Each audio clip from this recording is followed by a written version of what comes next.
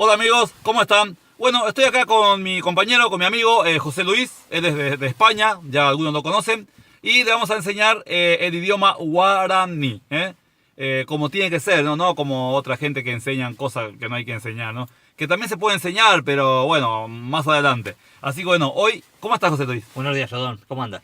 Bien. ¿Bien? Bueno, bien, me alegro mucho. Bueno, entonces vamos a decir cómo amaneciste. Bueno, ¿Eh? vamos a ver. En guaraní. Se dice Baeyapa Necoe.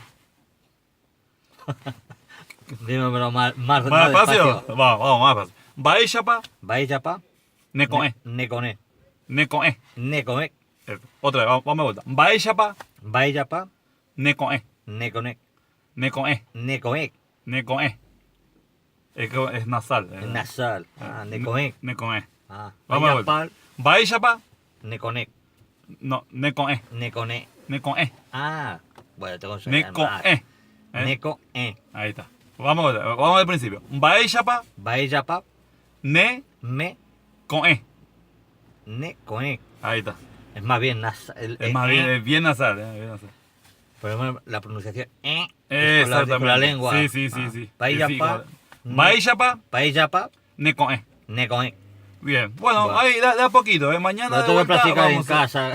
Exactamente, hay que practicar. Baeyapa, Bueno, ahí empezó la Necoe. primera lección Bueno. con nuestro amigo español, nada más y nada menos. Así que bueno, hay que mañana practicar. seguimos con otro saludo. Dale, listo. Saludo. Bueno, nos vemos. Ya yo topata.